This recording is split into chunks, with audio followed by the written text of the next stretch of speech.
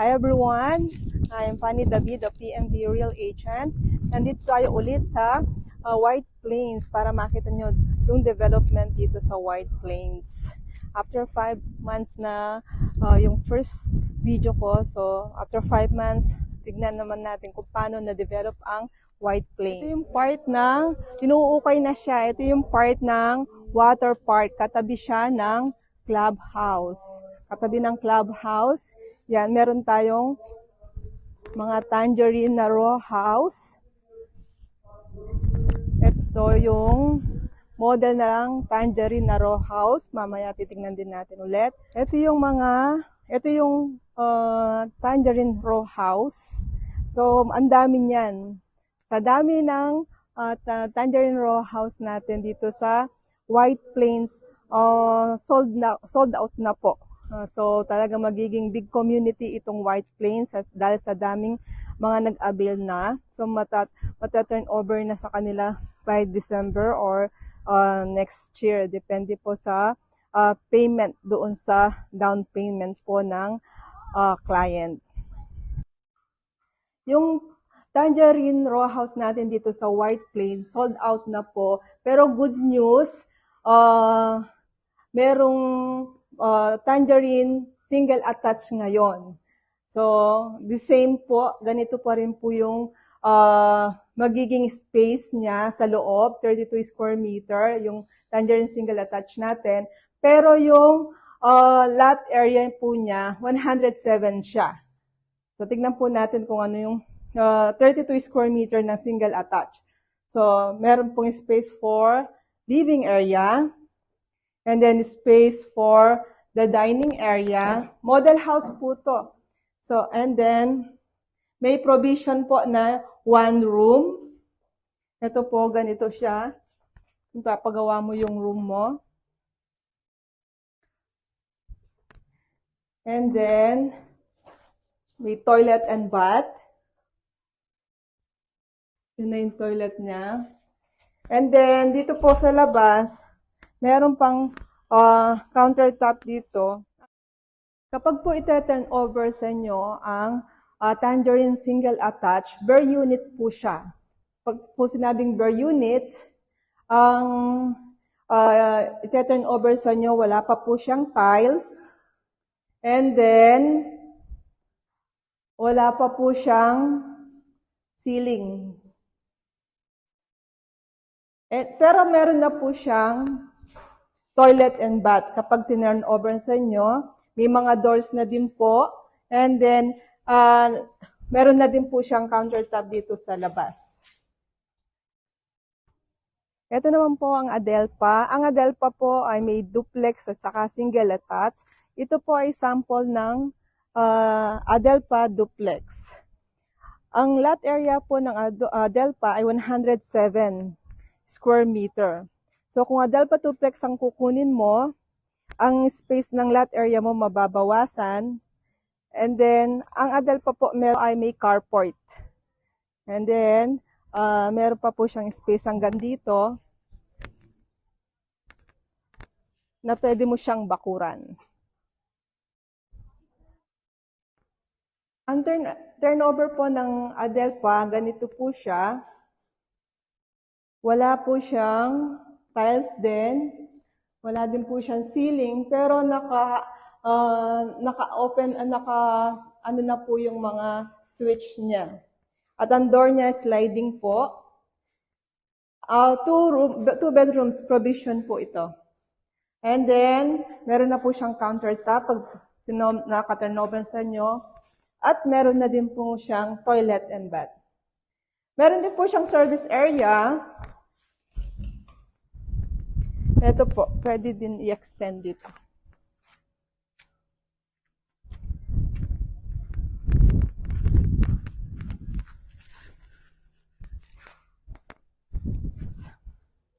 Ang lot area ng Jasmine ay 107 square meter at ang floor area niya ay 44.5 square meter. Ang turnover ng Jasmine, wala po siyang tiles. At ito po, ganito na po yung ano niya sa ceiling niya, pero nakabang na yung mga kuryente. Meron na din pong toilet and bath. At saka meron po siyang service area din. Ito po yung service area niya. And then, kapag na-turn over, kasama na po itong countertop na to.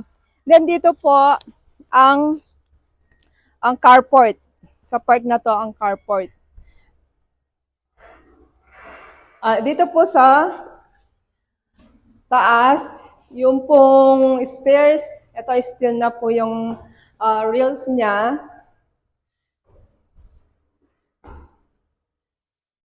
Ito po, wala din pa siyang ceiling dito sa taas. Pero yung mga windows niya sliding na.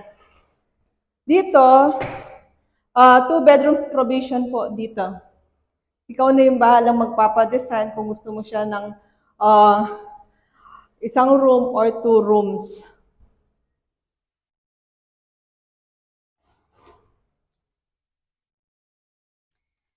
Yung pong nakikita nyo na to ay Jasmine Duplex. Kamukha lang siya nito. Ito po yung Jasmine Duplex pag na-turn over sa nyo.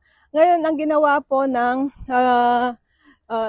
engineer ng Axia ay niremodel ayon sa gusto nung isang client. Ito po siya. Bali, ang pagkagawa ito, medyo nakikita nyo po, flat po. Pero pag po ginawa yan, elevated po siya sa daan. So, ito po siya. Itong space na to, inopen niya for the garage. Ano po, o kaya kung gusto mo siyang gawing business pa, yung ano po yata, ng sari-sari store, or mag-ano siya ng water station. And then may space for, meron pa siyang space dito kasi ang lot area is 100 square meter. So hanggang dito pa yung space ng lot na ito.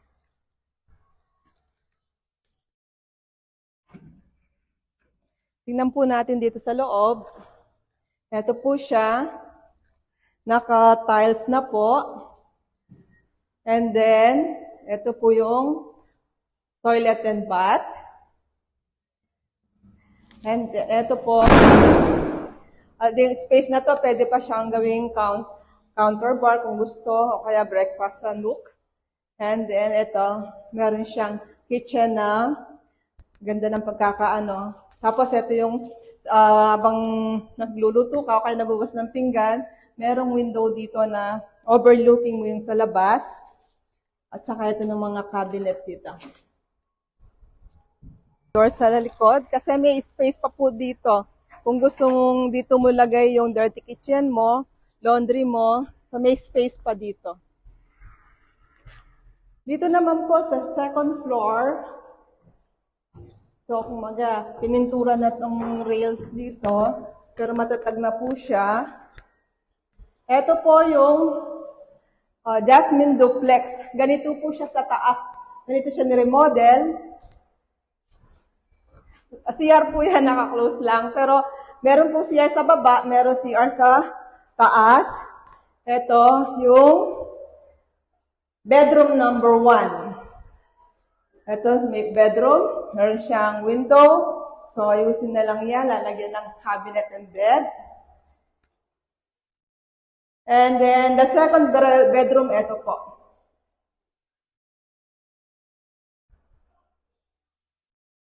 And then, ito yung third bedroom.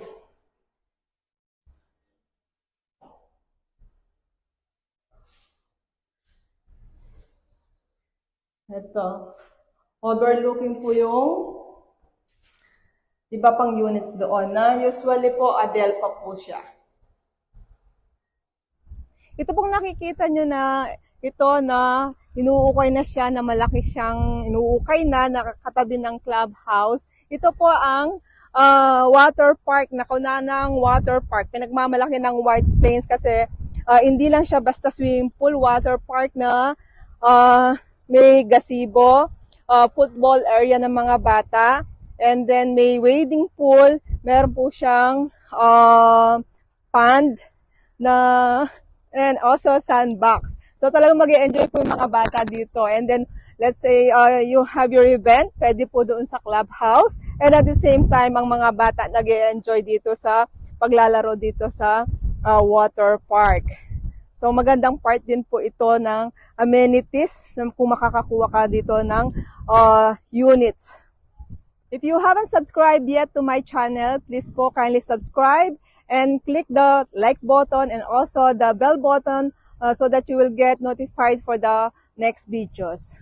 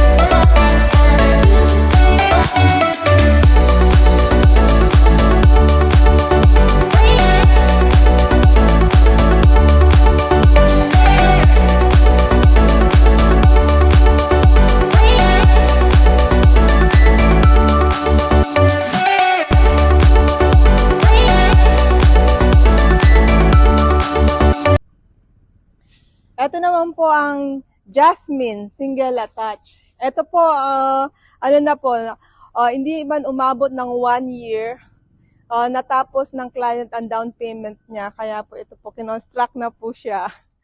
Ito po, tingnan natin. Ito tinatapos na ni Kuya. Papasok ng po kami. Ito po siya. Bali, ito po. Ito may toilet. Ito po yung service area. Nakabang na po yung mga kuryente dyan sa ceiling, sa baba, sa side.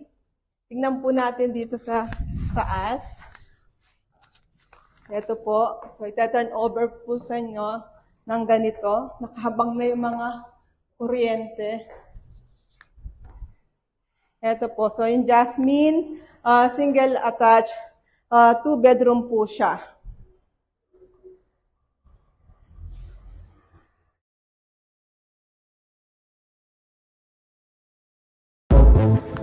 Wala pa lang nakakabenta. Sana may maka-spray galing sa JBC, kay Makatagay, kay Mapines, kay HBC. Hi, Mama. Ayan po,